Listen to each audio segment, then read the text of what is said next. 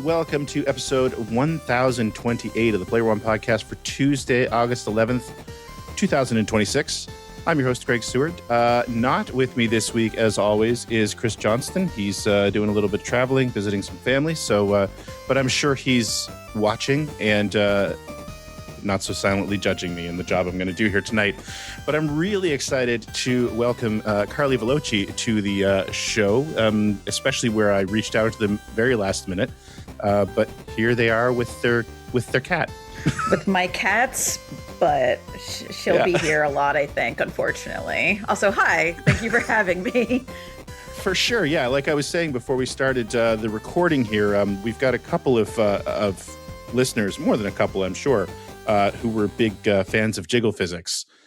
So definitely, we're lobbying for you. I already see Jessica in the chat, who I remember quite well from that era. So yeah. She is the one who lobbied the hardest.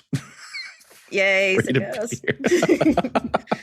so nice. Yeah. No, I'm happy. I'm happy to be here, and I'm happy that at least like a couple people remember Jiggle Physics.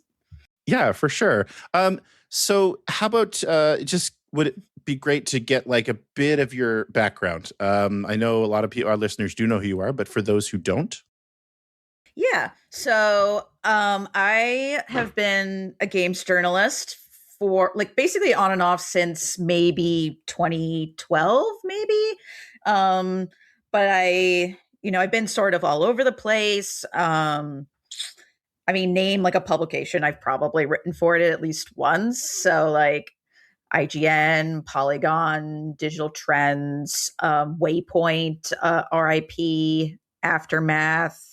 Yeah, wow. I mean, I'll be here forever if I list them. But yeah, I've just like been around a lot, just kind of like vibing in this industry. So why? Like, what was the impetus for getting into this industry, particularly? Because I feel like, I mean, again, we were talking before the show. My experience in the games journalism side of the industry and in video games in general is decades old at this point. But it was a rough path even then, and I feel like it can't have gotten much easier. No. So. Yeah, so it kind of happened by accident. I came to video games a bit different than a lot of other people I've talked to because I didn't really grow up playing video games. I played I had a Game Boy, so I played Pokemon, and I had a PS2, so I played like some games there. But like I really didn't get into video games until like college. Mm-hmm. And then I just like, oh, what is like, look at this. Video games are great. But I was in Boston. I'm still in Boston, but at the time I was in Boston. I was doing an internship at like a local alt weekly. And Boston has a really interesting game development scene. Back in the day when I started doing this, like Irrational Games mm-hmm. was the sort of the big driver at the time. I have a lot of thoughts about what happened sort of post Irrational. It's a fascinating. The New England video game scene history is very fascinating around this time. But so I started writing about like a couple of like local games for this alt weekly, and then it just sort of spiraled from there. And I wanted to be a journalist, and I've been just all over the place in terms of like what kinds of journalism I've done. So video game journalism just kind of happened along that journey and was I think it's probably like the one I've sort of done the most in of all the random things I've done. Right, because you're not just a video game journalist either. I mean, you're more like culture, tech, and that sort of thing, right? Like, yeah, like I've done culture. Yeah, I've done culture, tech. I was even like, I worked at a newspaper for a while. Wow, you're legit. I went to journalism school back when that mattered. Yeah. So, yeah, just kind of like both video games, like tech was sort of like from like 2018 to around now. Okay, cool.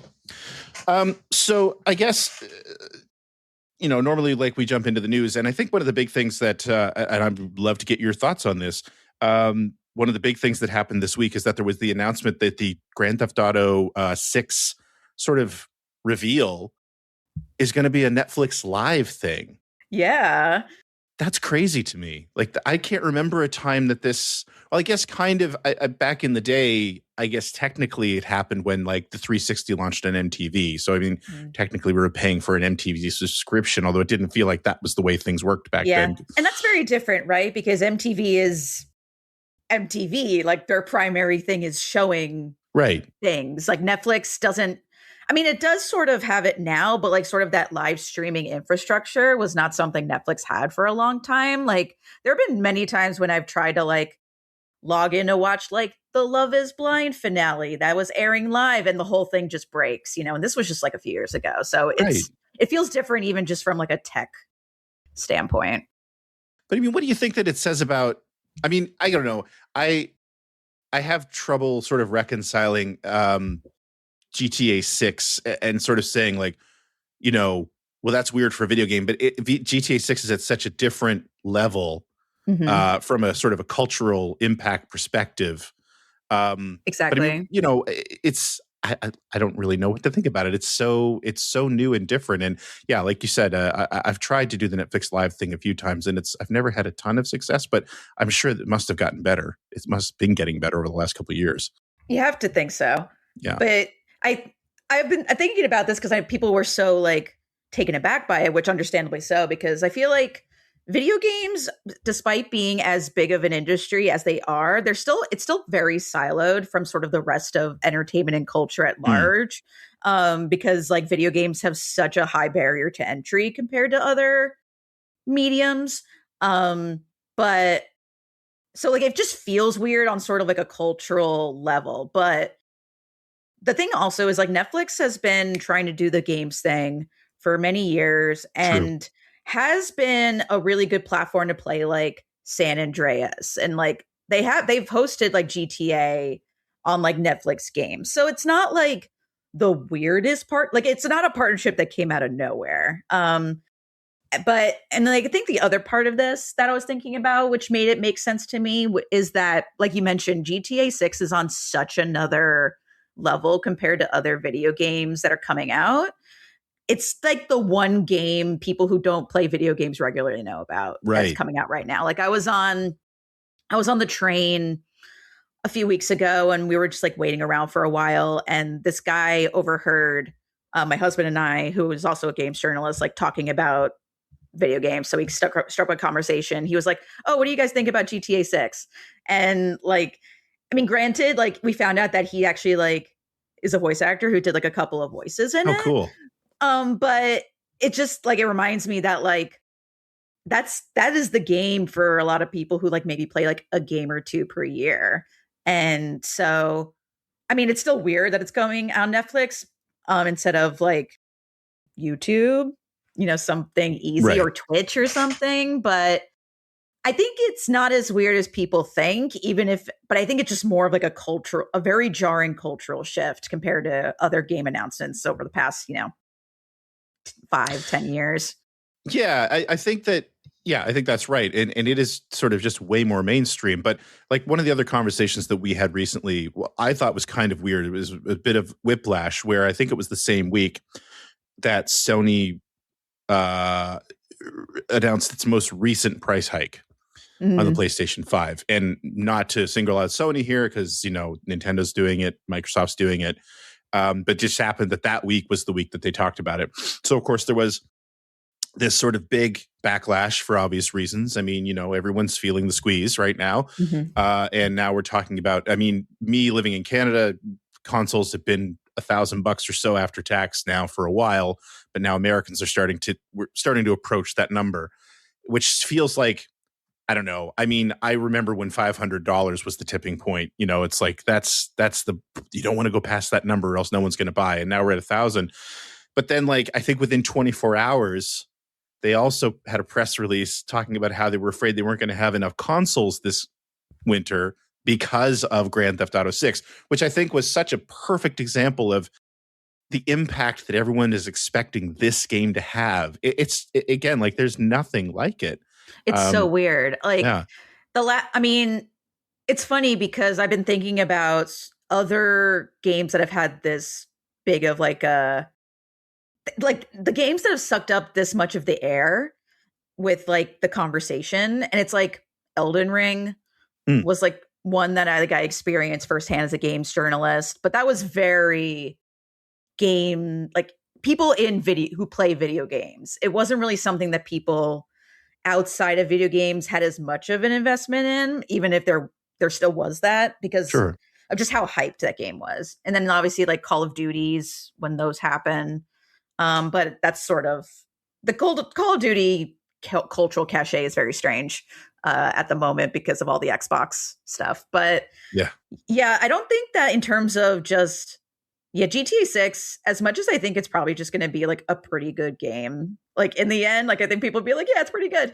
I just think that like the sheer size of it and like we've gone past the point of no return for Yeah. GTA 6, like regardless of like the quality of the game, it's going to it's going to suck up all the air. It's going to like just be a huge presence in games at this point. Yeah, and I'm really curious about what the fallout is going to be in general because I'm of the opinion again. This is very negative, but I'm of the opinion that we are getting to the point where everything has gotten so expensive. As you mentioned earlier, the barrier to entry is quite high. I mean, from a pricing standpoint, but in other ways as well. I feel like two things are going to happen. I think that GTA 6 is actually going to sort of mask a little bit of the negative side of all this the price increases for a while, but also the impact that GTA had ever since I would say maybe not 3, but yeah, I'd say 3 even, but 3 in Vice City probably is that everyone started chasing that from a development standpoint, right? You had this influx of open world games, and even back in the early PS2 era, this influx of games that were, Grand Theft Auto. I mean, there was like True Crime, there was The Getaway, that sort of thing. In an era where game development budgets are skyrocketing anyway, I'm really curious to see if this one has the same sort of impact from a development and budget standpoint, because I feel like they're going to be chasing something that's really unattainable. It was unattainable previously, but now I think we're at a really interesting point where, we're also suffering, the industry's suffering sort of record layoffs. So, I'm really curious to see if in 6 months' time everyone's saying, well, we got to staff up. We've got to start making a Grand Theft Auto 6 killer, which I think is going to be an impossibility. But oh yeah, no, like with how long development cycles are right now, there's no way like that never works out anymore. Like be right. like, oh, we're gonna make the next Destiny, we're gonna make the next Fortnite, and it's like a couple have succeeded because like development cycles are just too long. But that's like that gets to one thing I'm really curious about with GTA 6, which is like it's been in the development for so long. Is it gonna feel new? That's a really good question. Yes. And I have to imagine one of the reasons why it has had a long development cycle is because at a certain point they had to retool. At least that's my guess. I don't have any insight, but you would hope so. But that's why I'm like, I think it'll just be pretty good because I don't think we're at the point where we're seeing so much innovation in that space. Mm-hmm. But it's funny that you mentioned like GTA like 3 and everyone's sort of starting to do that because so we had a PS2 growing up and my dad is really into like racing, like cars, like NASCAR. I like him already. Yeah. He's very he's got some things going on, but as dads do. But my mom got him GTA 3 for the PS2, which is a crazy thing to give to a guy who just likes racing. Like he would play like he had like his little steering wheel on our like Windows 95, 98 PC. This is not the game, but I played some of it at the time as like I don't know, it was like they're too young to be playing GTA 3 and really like right appreciating it. But after that, I did remember like all the games that were sort of like trying to do that stuff, or at least stuff that like I knew about as somebody who wasn't into games, but I would see like commercials or, displays at the mall or things that like other kids in school were playing. So I think that was like multiple points on your thought, but like but it goes to show that like GTA 6 is such a giant game not in terms of probably how big it'll actually be and how much it'll sell, but just in terms of like the legacy of the franchise and, you know, how people are looking at it based on that legacy. There's a lot riding on it. Yeah, and I think you're right. And I think that that series in general has been one of the series that sort of bled into mainstream culture, uh, probably since GTA 3. I remember, I'm a little older than you, but when the PS2 came out, always one of the big things about the PS2 was that it was also a very cheap DVD player. That's why we And had it, actually. I think right, because my that's mom why was a like lot of video people games, but also DVD player. exactly, and that's why a lot of people had it, and that's actually why I gave my brother and his wife a PS2 that Christmas for the exact same reason. Not because he wasn't into games, neither was she, but it was the cheapest way for me to give them a DVD player, and they did end up getting a copy of Grand Theft Auto 3, and Tony Hawk was the other series that always sort of really bled into the mainstream a lot back then too. So yeah, I'm just really curious to see how this is going to go. Yeah, I will say that I think that this will probably be sort of the last game of its kind. At least I You think hope so? so.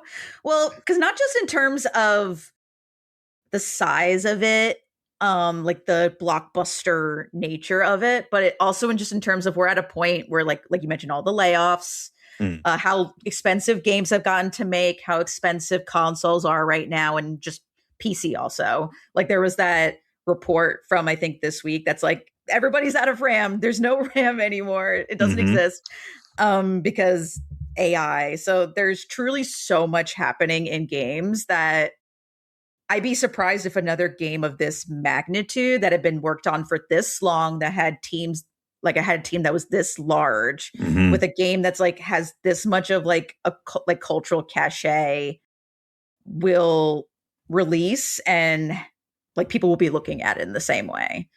I think like other giant games will come out, Sure. but like GTA 6, I'm not sure. Not something that's in development for this long.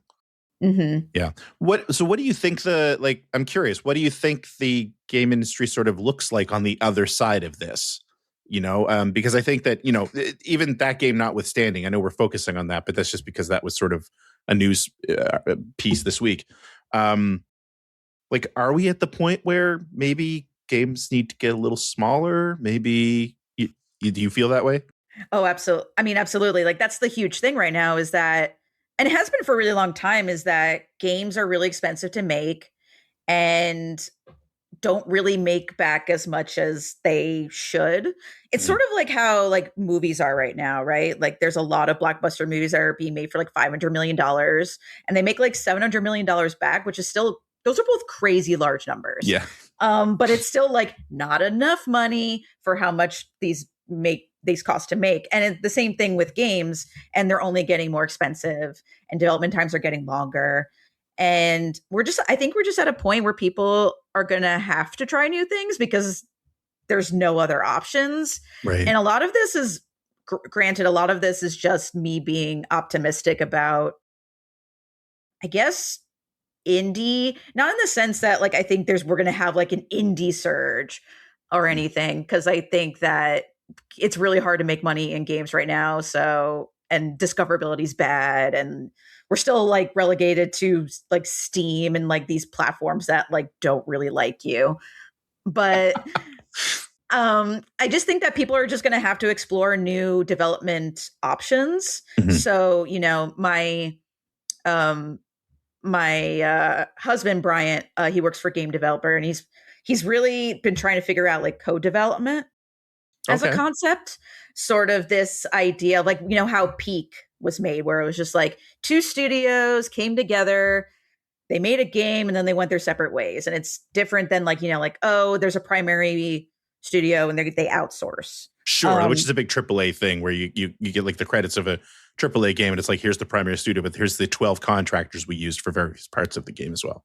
Exactly, Yeah. like collective Yeah. ideas. But that's just like one idea. I think like another thing I've sort of been looking at is, you make a big game and then you have teams that are working on like smaller to medium sized titles Mhm. that can come out like in between like your 5 to 7 year, whatever game development cycle for your big AAA.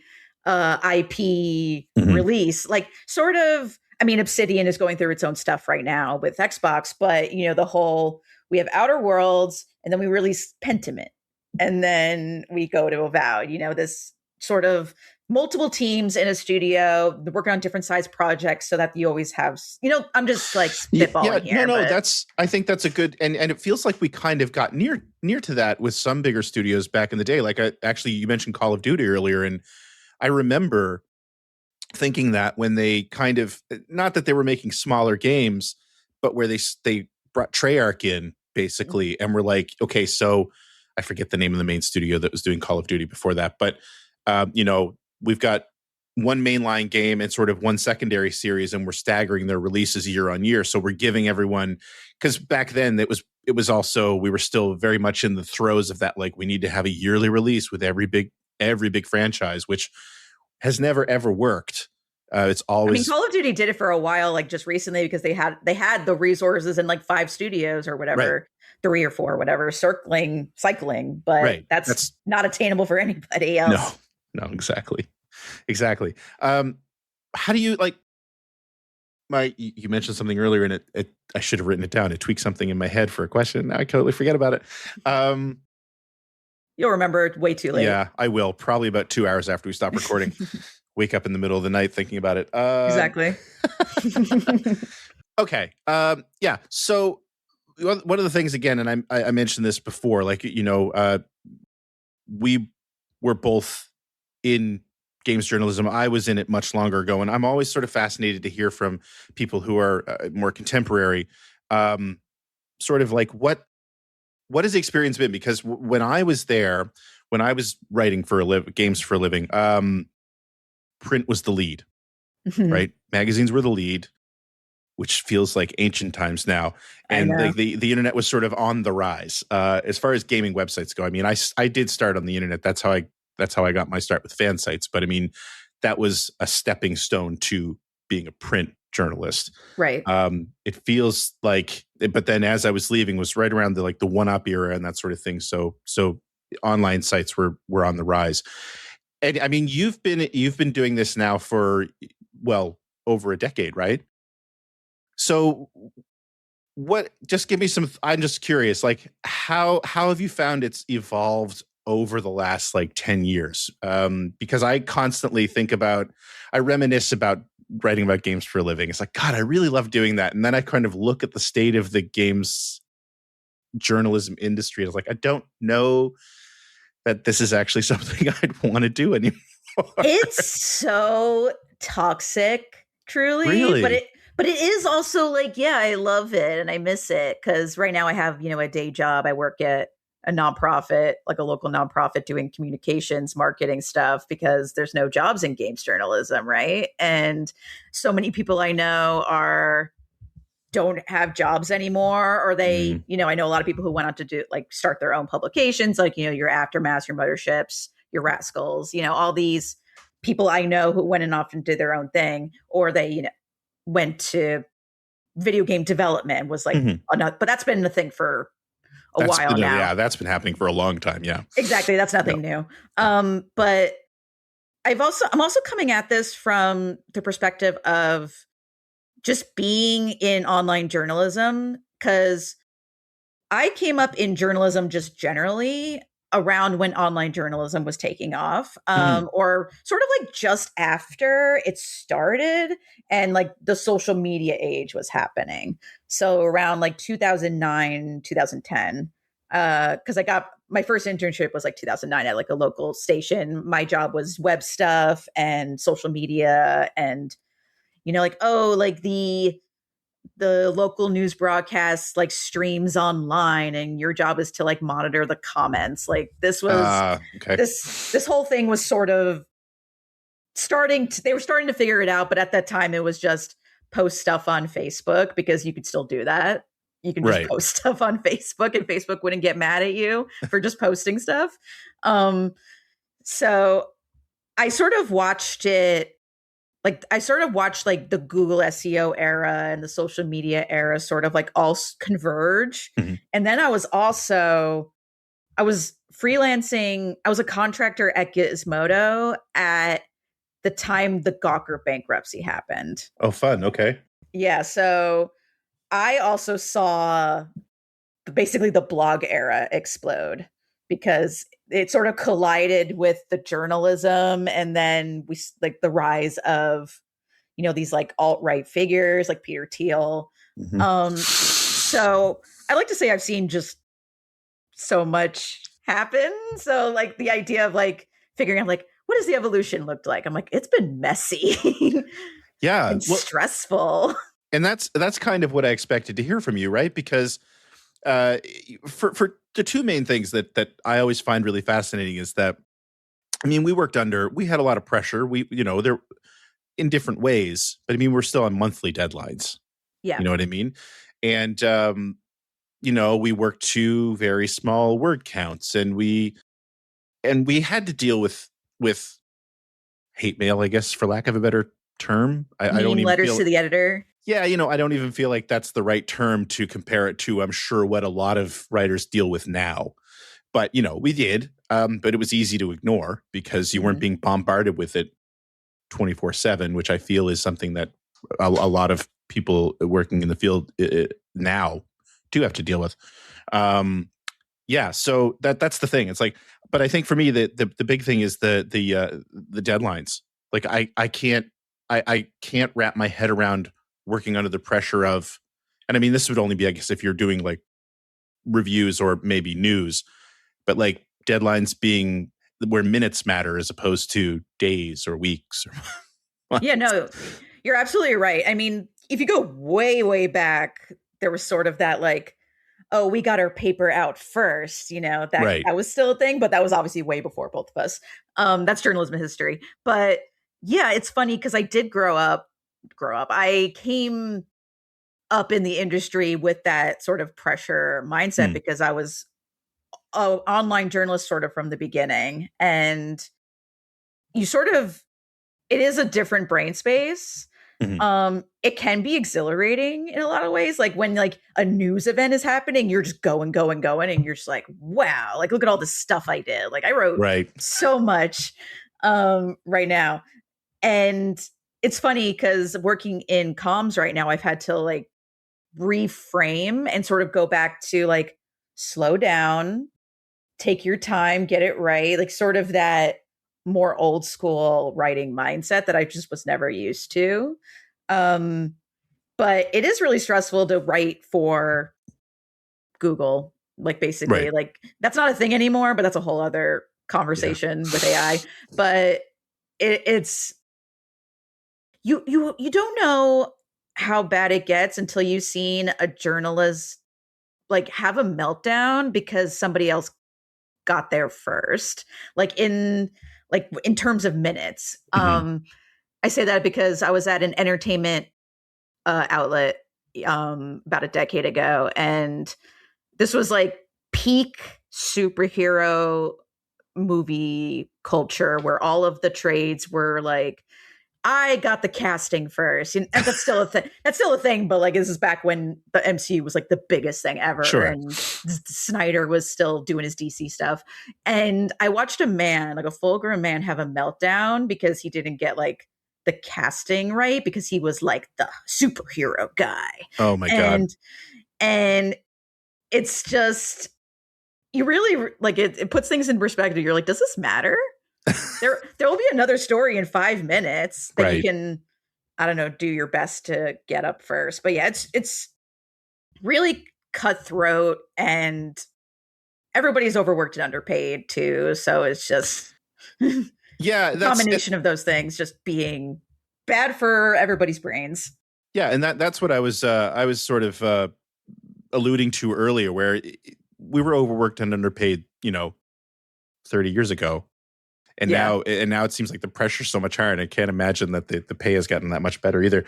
What do you think is like and I don't pay very close attention anymore, I have to admit, when it comes to That's sort of fair. the games media. Like, what do you think is being done right or wrong right now? Like, what's the state of games media right now?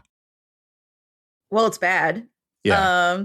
I feel like it's like who's even like taking freelance commissions anymore? Who's hiring when one person hires, everybody applies and nobody gets calls back. Because journalism in general is also exploding because of, again, the AI of it all means that website traffic is collapsed across the board, and strategies that publications have been using for like a decade, because to like, when they just write like a billion guides for a game, or all the buying guides where you're like the 10 best game controllers, that kind of, which anyway, but that doesn't work anymore. So not only has game journalism collapsed, but online journalism has collapsed because of, so we're at the point that I think is really interesting in games journalism to like become a bit more positive here, which is that people are trying new things. And a lot of that is independent stuff, newsletters. Like Substacks and things like that. People have their and I think we reached newsletter saturation like ages ago. And I think a lot of people aren't business people, they're journalists. And in order to survive in that sort of economy, you have to do business first. And I think a lot of people aren't doing that. But in general, I think people are just experimenting and trying new things and new ways to reach audiences. And that is short form video a lot, unfortunately. But I mean, going outside of games journalism, you have like The Onion, which like was a languishing brand, and then it got bought. And like we get the physical newspaper copy of The Onion now in our mail every month. Really? Yeah. I didn't even know they still did that. They like started doing it like maybe last year. Okay. But it's the best thing ever is when we get in the mail, we're like, oh my God, the paper's here. And and so I think that they're trying new things. Like they just like the whole InfoWars thing they were doing. And then there's just like other places outside of games that are trying new things. So I think that we're just in all, besides the fact that like it's a really turbulent time, it's also a very interesting time. And I think it's just going to look very different in 5 years, but we're not 100% sure. I'm still not really sure what that is, but I think it's going to be very different and for the better, because that SEO era was not working. You know what? I like the way you framed that. That was extremely positive. And I'm serious, because I mean, it's so hard. It's so hard to be positive when you're looking at this sort of thing, but that makes a lot of sense to me.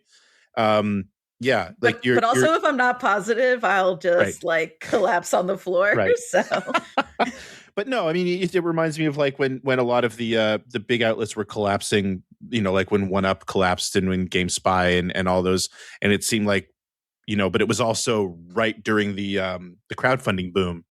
And so everyone's like, well, we're going to go do our own thing. And I mean, not all of that survived, but some of it did. Yeah. And some of it was great. I mean, there were a lot of voices that got to go out. I mean, looking at Giant Bomb, I know it's a different crew now, but Giant Bomb had a hell of a run where those guys went out and like, we're going to do our own thing, and proved that the personalities were what resonated with so much of their audience. And they had it, and they probably had that situation not happened to Jeff Gerstmann and a few other of them, like they might not have ever done that. So yeah, I do like that. I like that you took that in a very positive direction. Like I said, if I'm not positive, I will just like crawl under my blankets and never move, because this industry is like, it's so important, even though it seems silly to be like you're right about games. Like that's inherently kind of silly, but billions of people play these games.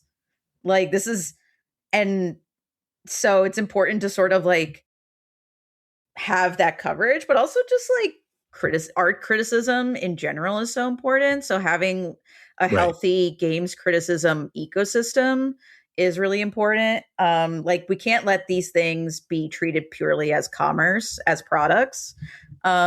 So yeah, I just think that, I mean, a lot of people are going to get hurt in the meantime. But I do think that like in 5 to 10 years, it's going to bounce back in the same way that after the sort of like 2010, like early 2010s, like 1UP, like GameSpy, like you were mentioning, era, things sort of bounce back. It's just, there's going to be a cycle. Yeah. Where do you think influencers sit in all that? Unfortunately, I think that influencers are super popular, and that's going to be really hard to just upend Hmm. because you look at all of the surveys and all the reporting. It's like younger generations. They watch influencers. They watch video. Um, that's why a lot of people are pivoting to short form video, which is such a funny thing to say when you're a journalist. Is like, oh, we're pivoting to video. You're like, okay, we've done that before, and look what Right. happened. Right. Um, but so I think that, but I think there's a way to do it where you're still keeping true to journalism principles Sure. instead of influencer ones, because like that's the whole problem with influencers is that they can be bought, Yes. and there's no like they should disclose Yes. when things are sponsored, but a lot of them don't. And also now you have AI influencers, and there's been incidents where like these companies are like hiring influencers to secretly do influencing for them, you know? Yep. So, but I think that like personalities and influencing is a part of things. It's just we need to combine sort of like those journalism sensibilities and trust and build that trust and authority back up, but we can Sure. still you can still use podcast, video, whatever to do it. I think, yeah, what you just mentioned, I think is my biggest concern as well, as far as the influencer thing goes, because you're right. I mean, that's the way the younger generation, especially, uh, take in a lot of different media. You know, I mean, I have 3 kids, and I've watched them do that. Where if it's like, especially with the advent of TikTok, Mhm. where it's like you got a few seconds and that's it. They've moved on. Yep. But yeah, it was a sort of a realization that I came to even when they were younger, um, watching these younger like YouTubers who would do toy reviews and things like that, which seem very innocent and innocuous, and this is great, right? And then you sort of, as I was watching along with them, you're starting to realize like, boy, the house they're in has changed a lot. And Yep. there's always boxes from like all these different toy companies in the background. And it's like, it actually drove me to have pretty frank conversations with my kids, even when they were very younger, where it's like, you need to start recognizing when people are trying to sell you things. Mhm. Because unlike back in the day when, you know, my dad was sitting at the table reading his paper, or the magazines that I used to write for, like we used to get advertisements in the magazine that were actually designed to look like editorial. Yeah. But by law, they had to have the word advertisement at the bottom. And influencers and YouTube in general, the internet in general, doesn't really live by those laws. So you're right. I mean, it's something that I think the current generation really needs to learn to look out for when and realize that they're just being sold things. And it's tough because it is a really blurry line Yeah. between a product review or reviewing art that's being sold as a product and just an advertisement that's dressed up as a product review. Exactly. So And that's what's so like scary is that I don't think kids are being taught how to distinguish that. I mean, no, I know that some are. Like I have a friend who's she's a librarian teacher, and so her whole thing is she teaches kids how to research. So it's happening, but I don't know how large scale it is. But it definitely, and even not even just younger generations, like older ones too. You hmm know, the ones that get duped by AI or fake news, misinformation, like stuff that's rampant yep, on the internet. Um, but yeah, I think it's just like we need a. There's a lot of things that we can do to help, but having conversations with your kids is just like one really good way to do it, and like get them while they're young so that they right, know yep. they know going forward, like okay, I need to not watch these people. Yeah, and what you said too, you said your friend is a librarian teacher. Yeah, Yeah, I mean, like they work in the school library at like the middle school. okay, got you. Yeah, but I mean, super important. The big thing there, teaching people how to research things, because that's kind of something that's getting lost now too. Yeah. I know how dealing with teachers because of my kids, that they all sort of have the same issue as well, where it's like used to be just don't believe in Wikipedia. Now it's like, no, just go to Google and AI is going to do your research for you. It's Yeah. no, not really. But Now I go to Wikipedia first. yeah, Like I don't even go to Google. I go to yeah. Wikipedia first. Scoop Joey in the chat would like to point out information literacy instruction. Scoop Joey is a library director. Oh, So very cool. he- We love librarians. Yes. They're very important. So important. Yeah, cool. I want to go to I was going to ask you something else. Oh no, it happened again. I know. Well, I'm old, so it's a thing. I don't know what I was going to ask. I'm going to go check Blue Sky here real quick because I know we had some questions for some listeners that'll probably trigger a couple of more questions. Possibly. If I can go find the actual thread, which I lost to go send you the link to. Here we go. Okay.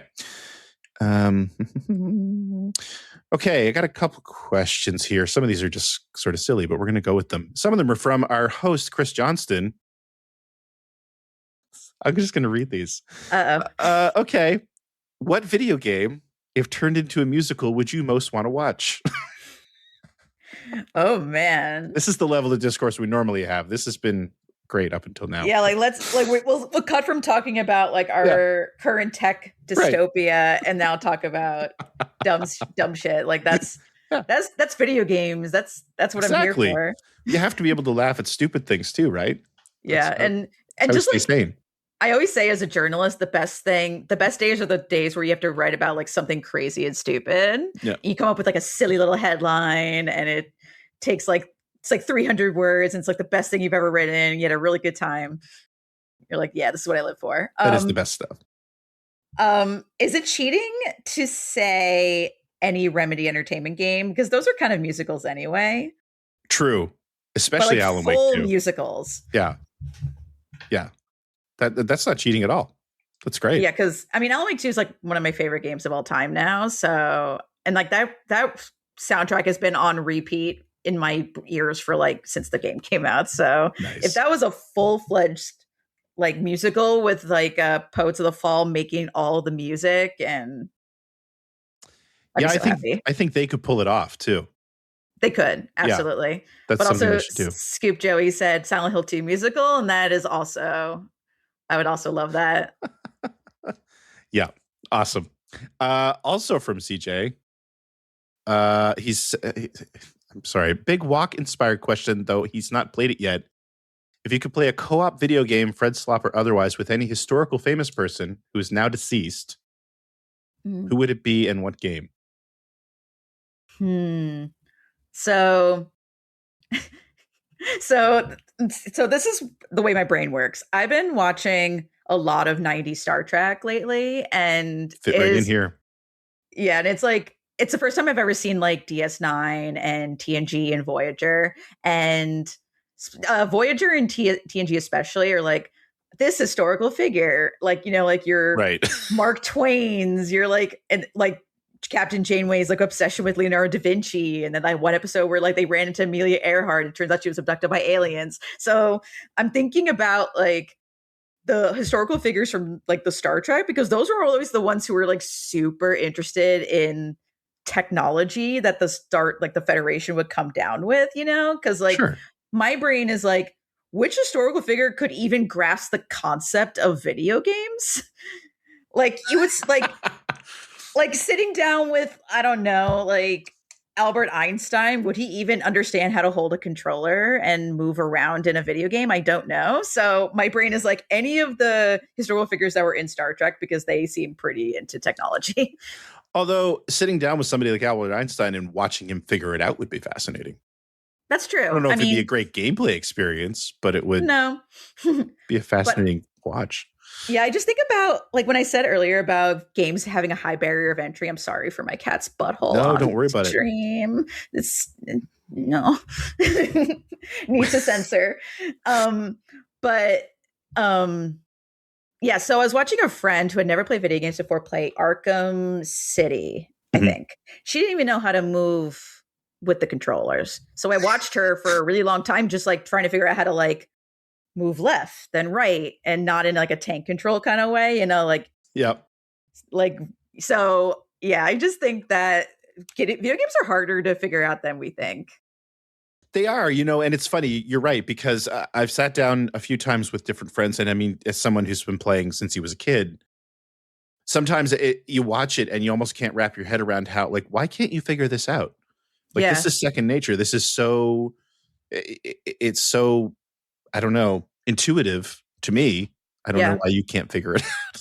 It's like, it was what was it, Marathon Steve Mhm. recently? It's like a guy on Reddit who's playing Marathon in the absolute wrong way. Like he's not, I'm blanking on the specifics, but I think it was something like he's never leveled up anything, like things of like that level of how did you not know you could do this? Right. And he was still having a great time. He loved Marathon. So there are just sometimes you're like you're playing a game and somebody's going to play it completely differently than you. And you're like, you know what? Go Yep. for it. Sure. And I guess, I mean, that's something, it's kind of indicative of the way, not necessarily Marathon, because I think that is built to be played a pretty specific way.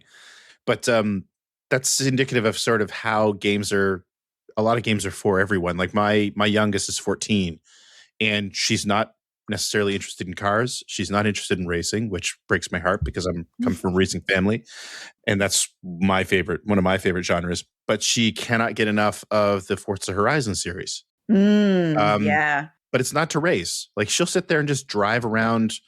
Like I forget which one it was, but driving around Mexico for hours at a I think time. that was 5. 5, yeah. And like when I first saw her playing it, I got very excited. It's like, oh, this is great. She loves a game that I love. We'll be able to play with each other. We'll be able to go racing and stuff like that. It's like, no, she made it very explicitly. It's like, I'm not interested in racing at all. I just want to drive around and buy a pink Ferrari. That was her other big thing. But, yeah. Well, that's actually why I like Forza Horizon series, because it isn't just racing. It's not just racing. And I mean, like, I do the races, but I am not good at them. I'm so very like, I fell off the track and now I don't know. I'm always turning around. Like it is not a genre I'm particularly good at, but those are games that are so good because you can play them in so many different ways and you don't have to get good, like you don't have to win to have fun at them. So do you feel like that's kind of I mean, the games industry is huge. Games have also become very ubiquitous across so many more things than just a gaming PC or a game console at this point. Like, do you feel like that's a major strength of sort of the games as a hobby right now? Like, you don't necessarily need to be I don't like to use the word gamer because it's so loaded now, but yeah, you don't need to be a video game player, would identify as such to just be into games at this point because it's so easy to find something that might appeal to you. Yeah, I mean, we've been that way for a while too, right? Like people are always like, oh, like people, like so many people play games because of mobile, and like right. People who play like Candy Crush all the time are still they're gamers. I agree with you on the term gamer. Yeah. I don't like it either, but sometimes let's agree that we both hate it, but that's not how we're using it. Yeah, we're not using it in the capital G gamer TM way to use it. But yeah, there truly is a game for everyone. Of course, the issue is like discoverability at this point because of algorithms and monoculture and like all this other stuff. But yeah, there really is a game for everyone. You can, if you know where to look, which that's a whole thing that people are trying to solve right now, discoverability. But there truly is something for everyone. And I mean, another term I hate is friend slop. But again, it's the term we've sort of got at the moment.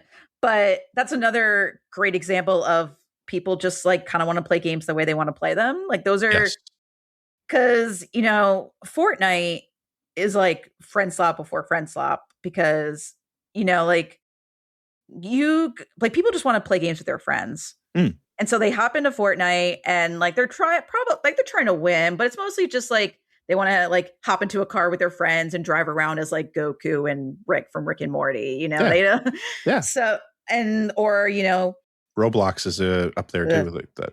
Yeah, that's a whole thing. Problematic, but problematic. But yeah, I think that there is something for everyone. I agree. Like that's the thing, right? And I mean, it's so easy to get into, especially when you're talking about the business side of things, and as we did for the first part of the show too. It's so easy to get really negative. But I always kind of try to bring myself back around to that, which is like, when I was my kid's age, if you played video games, the industry was so small, the selection was so small, Yeah. and you were almost a certain kind of person to play. You know, you needed to have specific hardware, and it was a whole thing.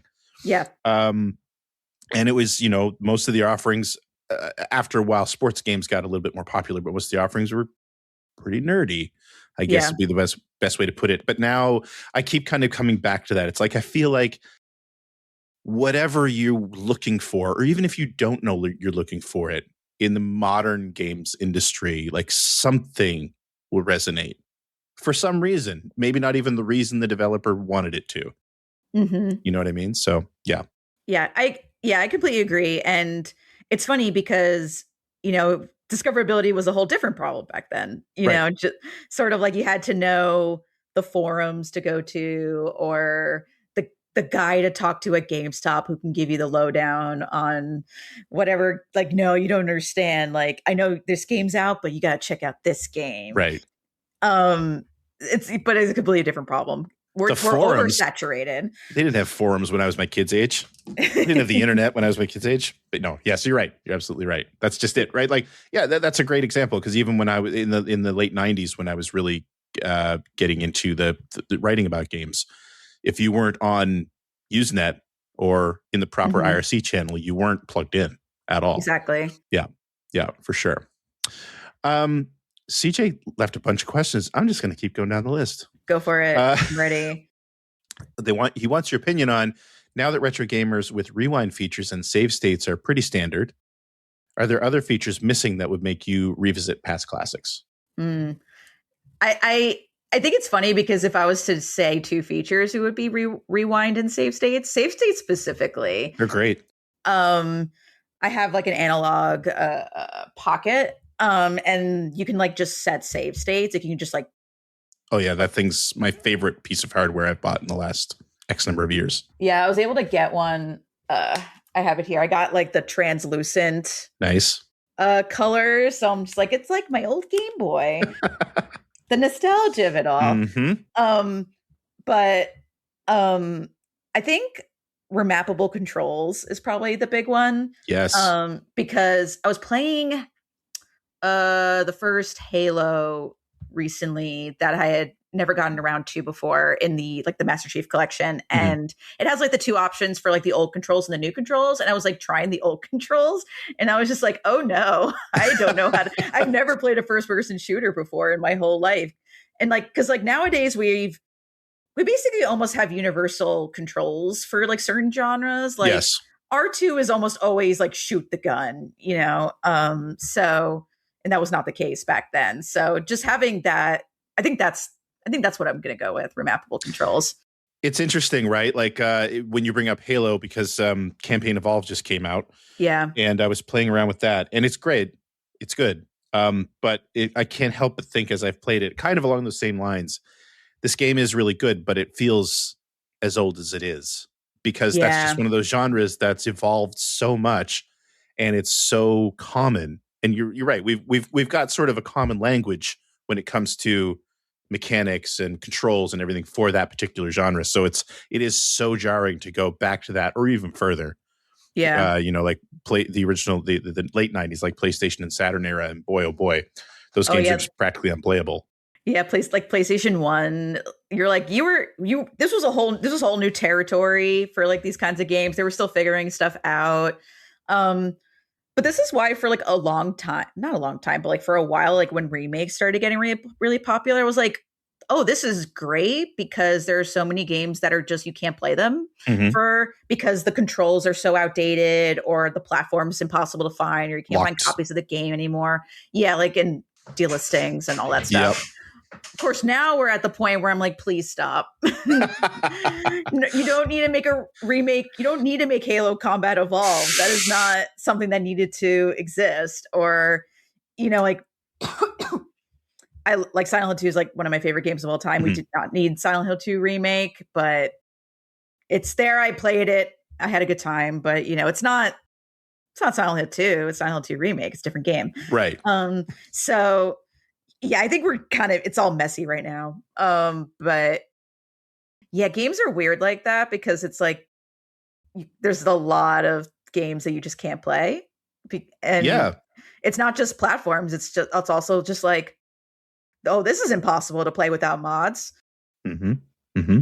What do you think about the Digital Eclipse approach to game remakes and sort of the historical, like their documentary style? That's what I'm getting at.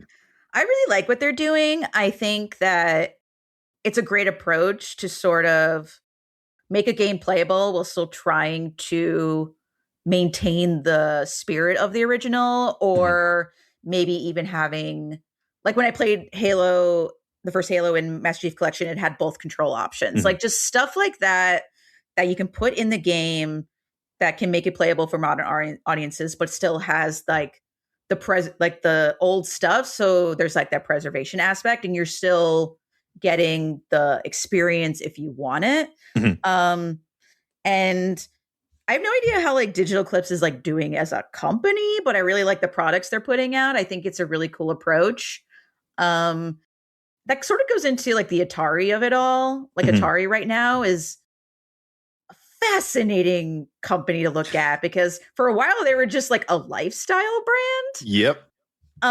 Like I talked to, I think he was just like a marketing guy at GDC like a billion years ago, and it was like, we have like speakers that you can put in your hat, and like it was like a lifestyle brand, and like it was like, but this is like, is this working for you? I don't know, but now like they're leaning into retro. Yeah. With like, I think they own Digital Eclipse, right? They do. Yep. Yeah. And they're doing a lot of that kinds of stuff. So I think it's a cool idea. Again, I don't know how it's doing monetarily. Like it's something they can do in the long term, but I think it's a great way to go. And like them and I'm blanking on the company that did the System Shock remake. Oh shoot. Now I'm gonna blank on it too. I know exactly who you mean, but yes, somebody in the chat will tell us. But yeah.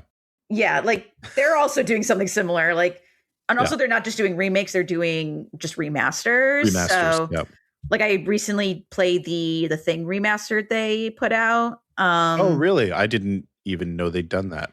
I think it was like last year or something. It wasn't like super recently, but because like that's a fascinating game, right? Because it's has this really cool system where, this is more for people who don't know, it's like a system where you have to treat the people in your party sort of like certain ways, like get them to trust you as like, I am not the thing, like I am here to help you, and they'll react differently and give you stuff. And this was like 2002, so like this is pretty commonplace now, but in 2002 you were like, what is, like, this is so interesting.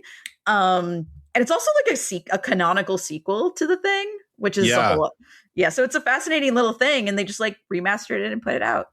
There was a bit of a run on old movie licenses in video games back there in the early 2000s. Night Dive Studios is maybe who you're talking about. Yeah, that's it. I knew somebody would bring it up in the chat.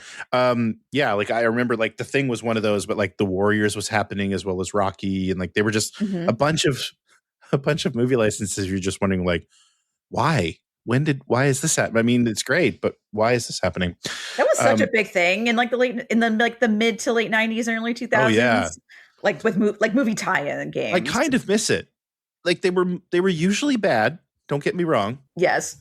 But I sometimes there's something about that whole marketing push for like a new movie that's like a blockbuster. It's like, here's the comic book and here's the game and here's, you know what I mean? Like I kind of miss it. There was a gem every now and then. Mostly they were bad, but yeah, every now and then you get a gem. They're fun to watch speed runs of now. Right. That's how I appreciate them, is watching somebody at Games Done Quick play it in like 20 minutes. Yeah. So you can realize how boring it is when you just play it normally. Yeah. But yeah, going back to the Digital Eclipse things, I mean, like for me, one of the main things that I'm really loving about that is that, again, we're as an industry, we're a young industry, but the people who sort of pioneered so much are getting up there in age. So I'm loving with them seeing a bunch of sort of, old Atari developers and old Activision and Accolade and just those people like getting on camera, getting them to tell some of their stories. Because I just get the feeling that a lot of them aren't going to be around that much longer. Yeah, we're at a weird nice to see that history. Yeah, we're at a weird time with that stuff because it's like, yeah, like either they've aged out or because the game industry is as it is, they don't work anymore because they got pushed out. So yeah, definitely weird. But that's the other cool thing about the internet and like, I'm not gonna say influencer culture, but like content culture is that like everybody wants to talk to these people. So we're getting so many like podcasts and videos and blogs are still alive and well. So it's all out there. It's, you can find it. Yeah, no, it's one of the things I'm super happy about as far as like, content culture. Exactly. It's content, just nice the evil word. Yeah. It's just nice that those stories are getting out there before we can't do it anymore. Okay, we're going to go with one more. Yeah, one more question, and it's not from CJ this time. This is from Bryant Francis. That is my husband. Oh, there you go. Well, then he might already know the answer to this, and he just wants to make sure the rest of the world knows it. But turn-based RPGs have had a renaissance in the last couple of years. What other genres from the 90s or 2000s do you think deserve a reinvigoration? Yeah, I was talking to him about this. So I cheated a little. Plant. I know. No, he's just very supportive. He's just like, oh my God, Carly's gonna be on a podcast. It's what you want in a partner. That's great. Yeah, he's good egg. But so I had sort of two things here. One is sort of like not fully an answer, but survival horror, but in a very like pure survival horror for the sickos kind of genre. Like, give me tank controls, give me like 5 bullets in a room with 20 monsters kinds of sicko games. Because like, we got like, your action Resident Evils and all this stuff. Like survival horror is still popular, but like this very like I played Chronos, which is Bloober's like survival horror original IP, and that is a game for the survival horror sickos. Like I was trying like, oh no, there's a room with like 20 monsters in it and I've got 5 bullets and I need to be like, okay, do I buy one extra bullet before I go into the room or do I buy another health pack? Like, and I was like, wow, they really nailed it here. And I have very mixed feelings about Bloober as a studio in general. So I was really happy about that. Nice. The other genre is like party games. And I know we got, like Mario Party is still very much a thing. But like with Rhythm, Heaven, Groove doing really well. And also like, again, to bring up Friend Slop, but just this, people just want to play games with friends. Like they want to have a good time. They want to just like play a game for an hour and then put it down because they had a good time with friends. So I think we need to bring back like those kinds of like mini game based party games and just let people like be silly, like make WarioWare the biggest like franchise on. I know they just did WarioWare like sort of semi recently, but like really actually do it. I can get behind that. Yeah, I like that idea. Scoop Joey in the chat mentioned, and I thought about this when you were talking about the survival horror for the crazy people. Crow Country. Have you tried Crow Country at all? I have tried Crow Country. Crow that's a hard name to say out loud, huh? Crow Country is really cool, but it is really hard, and that's why I haven't played that much of it because it really is for the sickos. But that's a really good example. There is a really good selection of like these PS1 inspired horror games, but there's like other kinds of games in there too. But it's pretty big in horror because of just how important that era was for horror games as a genre. But you can find a ton of like these retro inspired PS1 tank control kinds of things, but they have like just enough modern sensibility that they're playable, but it's still like oh no, like I've had to do this section. Like I had to look up stuff. I don't know what's going on. Like the puzzles and all that stuff. So What? So, if somebody who's listening wanted to get an idea of can you give an example of, say, a PS1 or PS2 era horror game that you're saying you would like somebody to draw inspiration from here? it's one of those things where like you say that and now I've like forgotten every Blanked. game I've ever played. But like, oh, what's it called? Oh no, I unplugged my keyboard because my cat was walking around. You've clearly experienced with your cat walking around in front of your camera. Yeah, she does it all the time. Okay, so like the Clock Tower series. I was gonna ask about that one. Yep.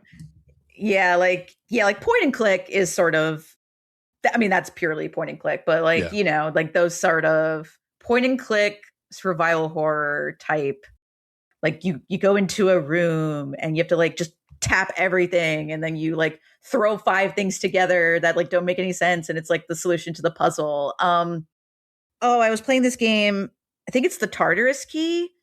It was like a few years ago. I'm just going to double check that that's the name. Yeah, it's a Tartarus Key. It came out in 2023 and it's one of these like PS1 inspired like point and click survival horror games, and it does that so well. And it's really fun.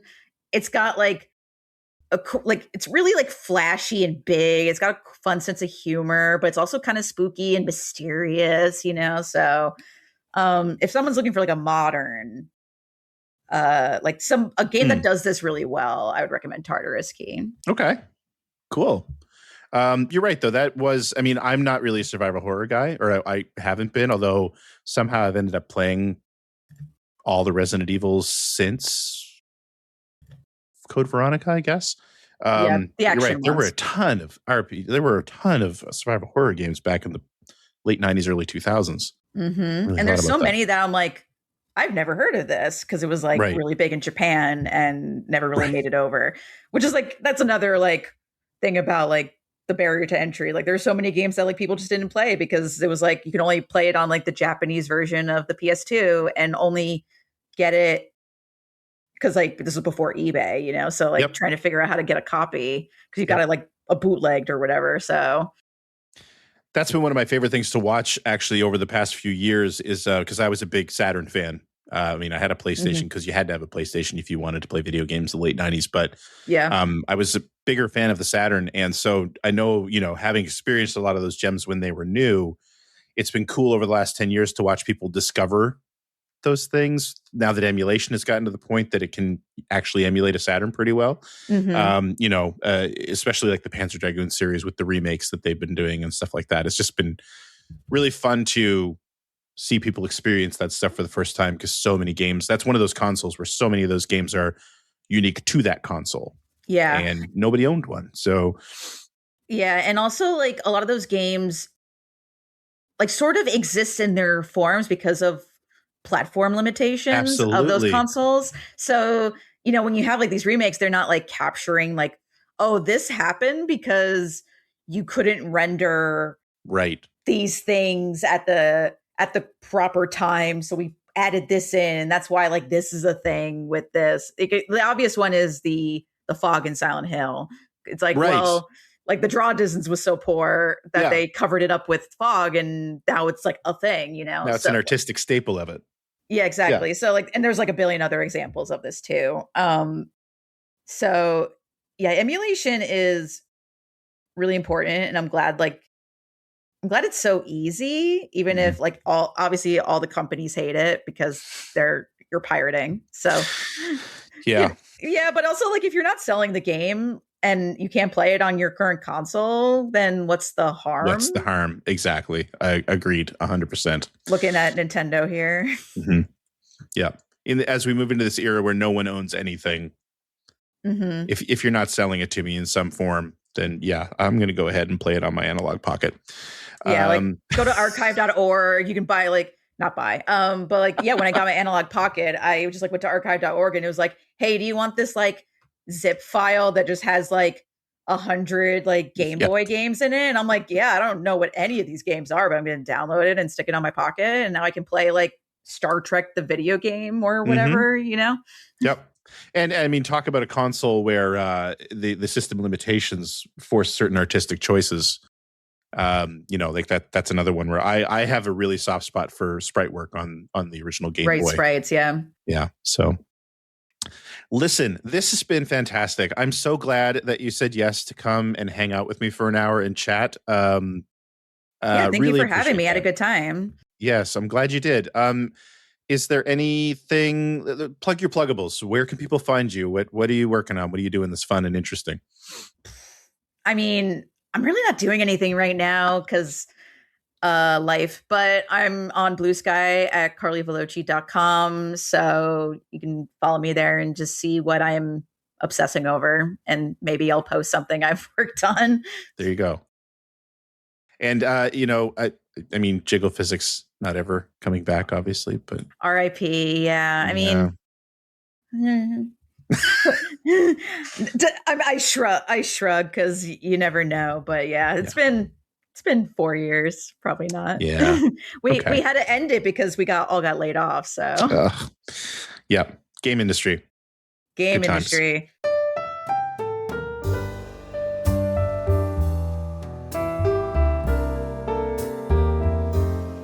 All right, I'm going to do my outro now, and that is our show for this week. Thank you so much for listening. If you would like to discuss this or other episodes, please consider going to our Discord server to do so. Otherwise, if you'd like to subscribe to the Player One Podcast, you can do so by visiting playeronepodcast.com or by loading up your favorite podcast listening app. We're also on Spotify. You can like us on Facebook. You can watch video archives of our show on youtube.com/P1Podcast, or you can watch us live most weeks on YouTube, Facebook, or Twitch. Just follow our Blue Sky account to find out when we're doing our next live show, typically every Sunday night at 8:30 p.m. Eastern. So please join us. And if you like what you heard, and how could you can head over to patreon.com/P1Podcast. Throw a few bucks our way. It helps us keep the lights on. Obviously, gives CJ money to travel. Not really. We don't use it for that, but we do use it to pay the bills. We really appreciate your support over all these years. It's kept the show going, and it kept, us, buying microphones and stuff. If you are a subscriber of the $5 tier, you gain special access to a weekly bonus episode. We record it live after this, where we play games, crack wise, do all the stuff we can't do in the regular show. Unfortunately, we are not going to do that this week because CJ is unavailable, but we'll be back next week to do that. And if you have a few more bucks left over, please consider supporting me on patreon.com/Greg Seward, where a $3 subscription will get you early access to all my videos about old video games. And the chat is asking, what is your cat's name? This is Ellie. Ellie. You kept apologizing, but I don't know anyone who has a cat and has done anything on camera where the cat has not appeared. Usually butt first. She will get, if you have your door closed and she knows you're on a video call, she will start screaming like she has to be involved if you're on a call, regardless of what's going on. So I'm not surprised, but no. I'm glad she wasn't too much of a problem. It's a thing. We all understand. It is how these animals are wired. Yep, exactly. They're the most important thing, and you need to be paying more attention to them. Oh, I would die for her. And she knows that, but she's going to keep reminding you of that. She would not die for me. But Hey, again, Carly, thank you so much for joining us. Really appreciate it. It's been great. And we definitely would love to have you come back sometime. Yeah, we'd love to come back. And thank you again for having me. And thank you to the Jiggle Physics fans who remember. That's right. Well, when you put quality content out into the world, people remember it. Yeah, I guess so. That's why we keep going every week, because we're afraid people will forget us. Oh. All right. Thank you, everybody, for listening, and we'll talk at you all next week.